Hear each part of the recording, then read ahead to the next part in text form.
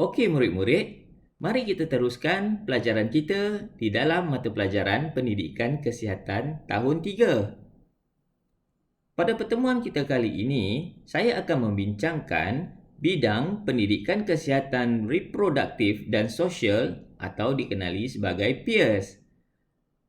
Unit 6, penyakit, di bawah tajuk Tiada Nyamuk, Tiada Penyakit. Seterusnya murid-murid, standard kandungan untuk pelajaran kita kali ini ialah 6.1, iaitu kemahiran mencegah dan mengurangkan faktor risiko penyakit dalam kehidupan harian. Apa yang kita fokuskan ialah berkenaan penyakit bawaan nyamuk, iaitu demam denggi dan demam malaria. Baik, standard pelajaran pula ialah 6.1.1 di mana murid dapat menjelaskan tentang penyakit bawaan nyamuk, iaitu penyakit demam denggi dan demam malaria. Seterusnya murid-murid, mari kita saksikan apakah yang sedang kamu lihat di gambar. Ya, apa yang ada di gambar ini ialah menunjukkan 2 ekor nyamuk yang berlainan jenis. Mari kita mengenal jenis nyamuk ini.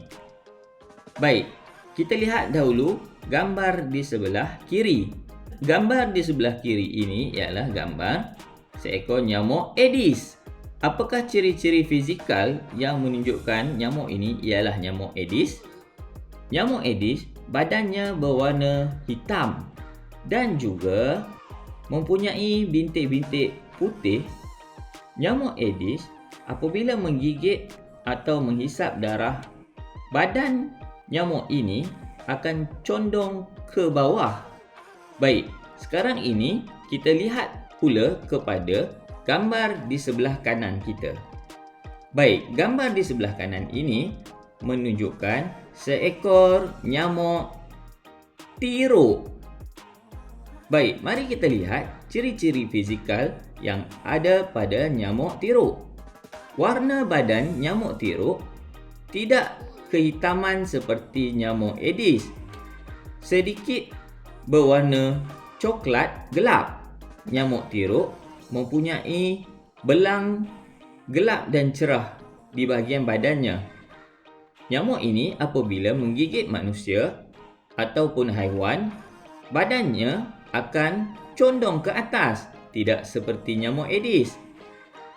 Seterusnya murid-murid, apakah gejala atau tanda yang menunjukkan kamu demam denggi?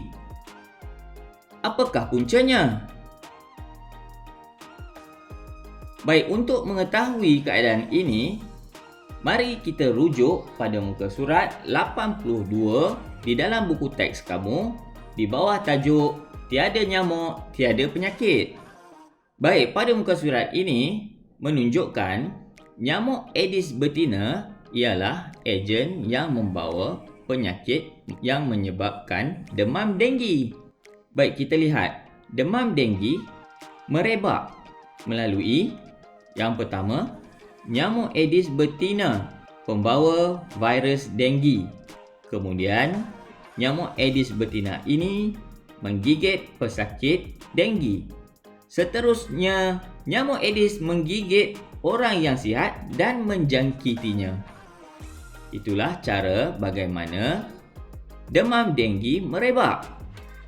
Baik, bagaimanakah kita hendak mengetahui seseorang itu mendapat demam denggi?